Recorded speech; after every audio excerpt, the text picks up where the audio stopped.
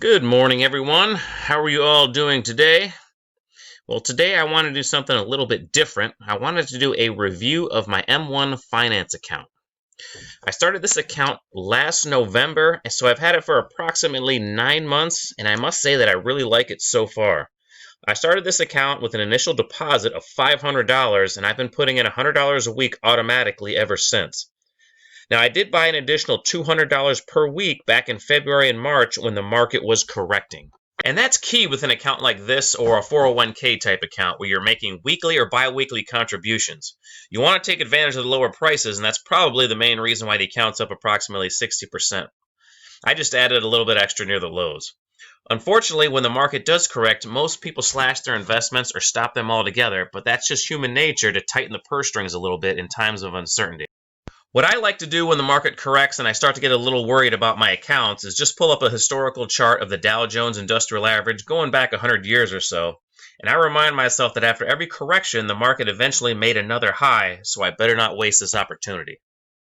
Now, M1 Finance is geared toward the long-term investor, so if you want to do short-term trading, this is not the account for you.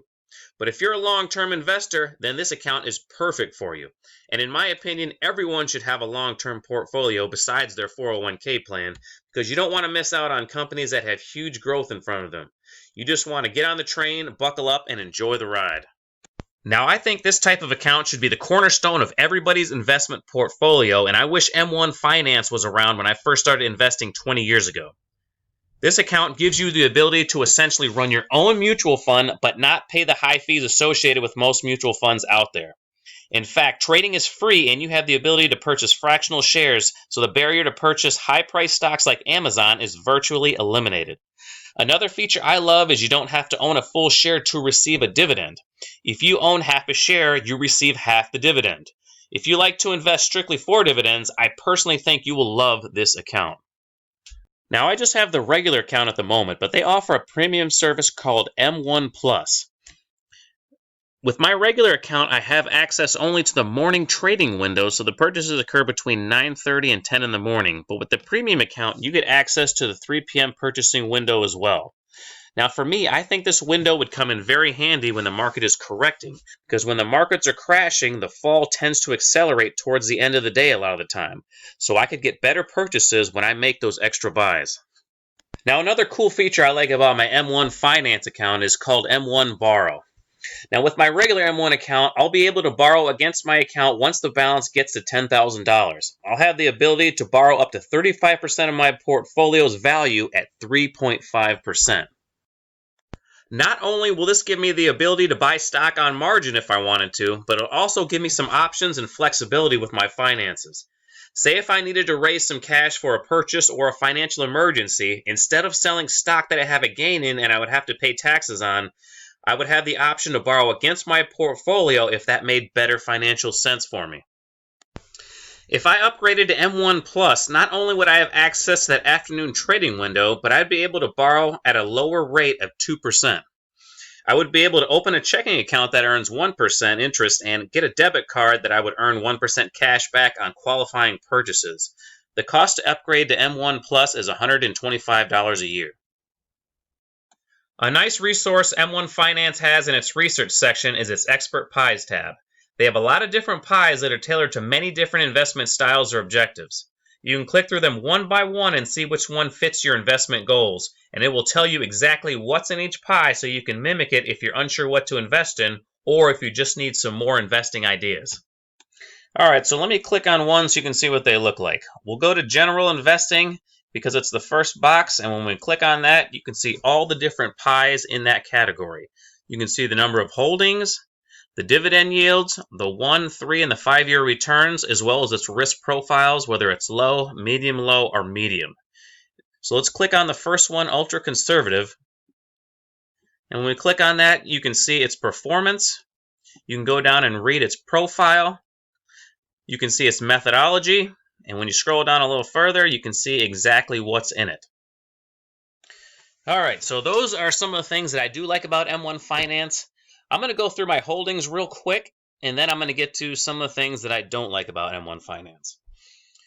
Now, I know everyone has their own trading and investing philosophy. Some people only like to dividend invest, some people only like growth.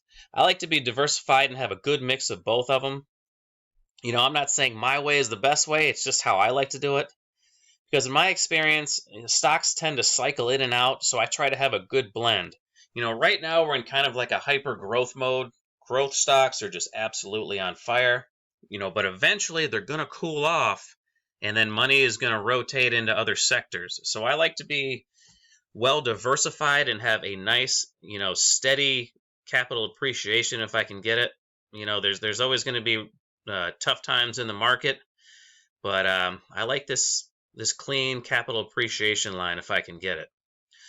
But if I scroll down, you'll see my portfolio at the moment is more heavily weighted towards growth stocks. My biggest holdings are Tesla, Square, Illumina, CRISPR, and I have a decent blend of what I like to call hybrid stocks. They should have some good capital appreciation, but they also pay a dividend as well. Stocks like Disney, Verizon, Apple's probably still more of a growth stock, even though they do pay a dividend. AT&T, Skyworks Solutions is a great one that also pays a dividend. JP Morgan Chase, of course, Microsoft, 3M.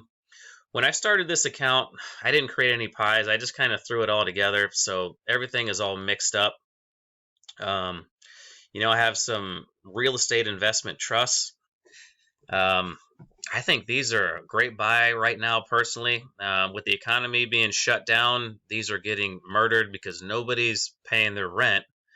But unless you think America is just going to close down for good, eventually real estate is going to start, booming again, and people are going to be paying their rents. And I think that these real estate investment trusts, they offer a pretty good value right now, and the dividend percentage they're paying right now is pretty high. So for me, it's a good time to start accumulating them, and I want to hold on to them for a long time. So I love the fact that they're cheaper right now, so I can accumulate them at lower levels. If we go all the way to the bottom, I have 3% of my portfolio going into treasuries. A lot of people stay away from those, but I just have a small percentage of my portfolio going into them just for a little bit of diversification. But I like to be mostly into stocks. I have a couple of ETFs, a couple of Vanguard ETFs. Pretty much no fees, very low fees. Snapchat, waste management. I have a little bit of diversification into China with Alibaba and Baidu.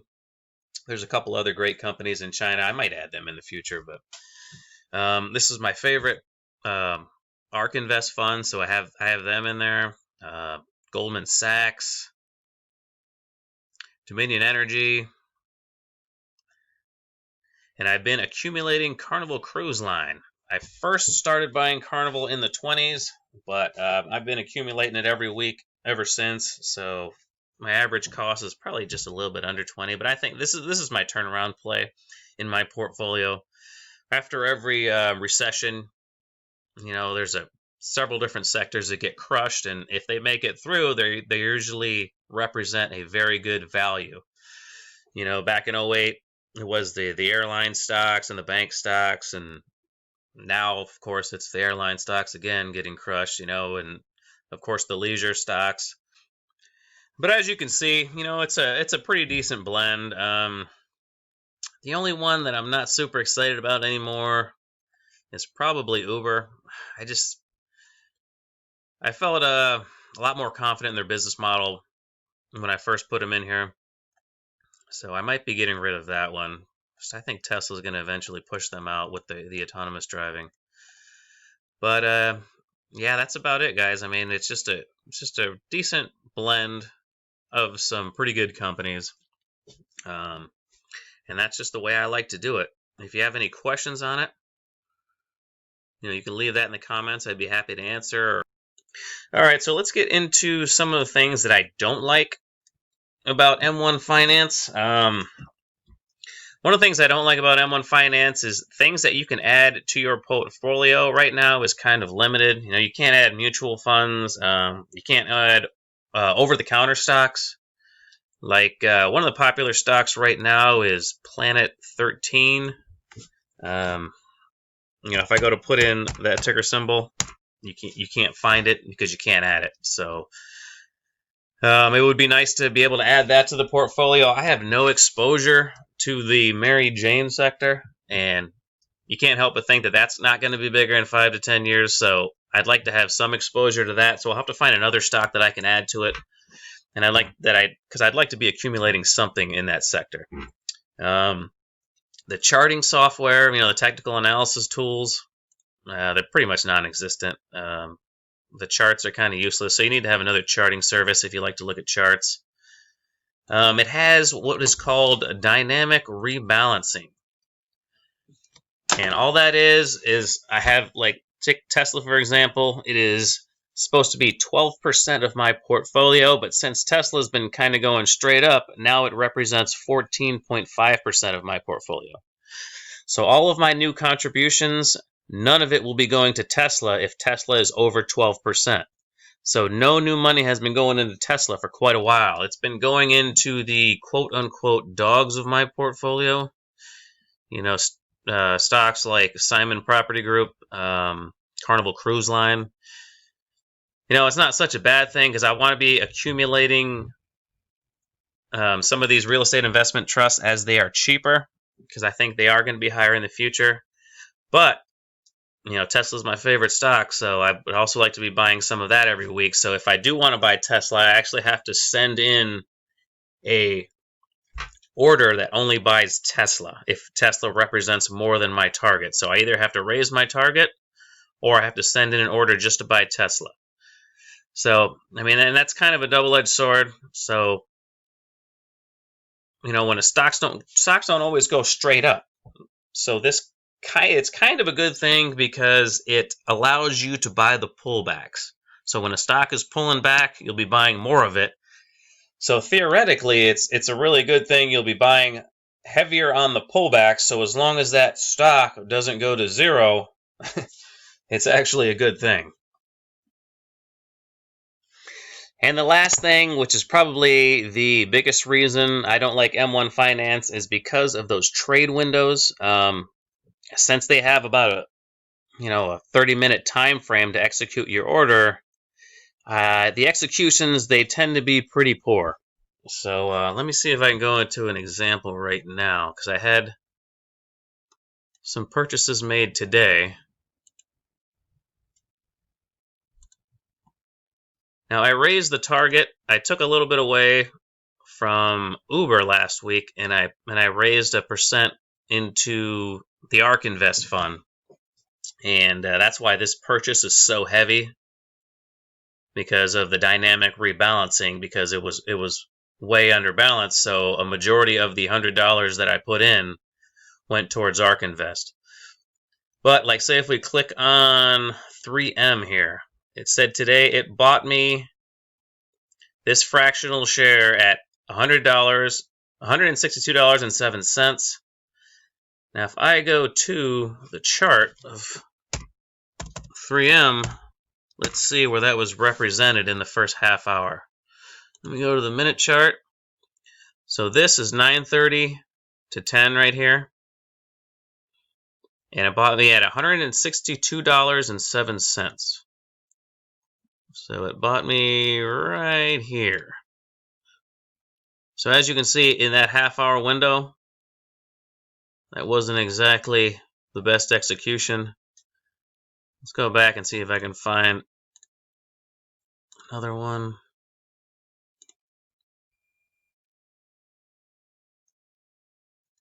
Let's take a look at LTC properties. So it bought me in at $36.05. Let's go to LTC. Oops.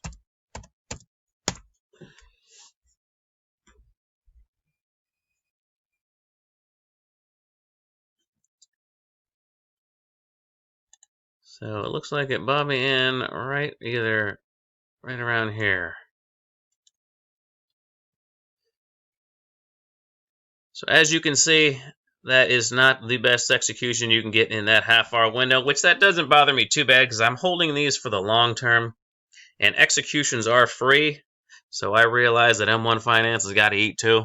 So it doesn't bother me that bad, and buying LTC property is at $36.05 versus $35.80, that small fractional share, that's really going to not affect my long-term return on this investment, if I hold it 5 or 10 years. So that's not that big of a deal to me, but I did want to point that out. If you were day trading, this wouldn't work out at all. You just get skinned alive. So if you're a short-term trader or a day trader, this platform is definitely not for you. But with all that being said, I really do like this account, and I'm glad I started it. I'm old school, so I still have my TradeStation and my Interactive Broker account. And it's hard to teach old dogs new tricks, but I'm really glad that I started this account. And I'm glad that these new style brokers have come out because they've really driven down the commission cost for everybody. Now, because I like this account so much, I do plan on starting a Webull and a Robinhood account just to check them out, because it might be time for a switch. So if you have if you have a referral link for either one of those two, please leave that down in the comments section. And when I start those accounts, I'll pick one. If I'm going to open it anyway, might as well somebody get a couple of free stocks or something out of it. Okay, everyone, that's all I have for you today. So I'm going to end it right there. Please like the video if you found any of the information useful, and subscribe to my channel if you haven't already. I am not a financial advisor, so please don't take any of this as financial advice. Thank you so much for watching my video all the way to the end, and until next time, take care, everybody.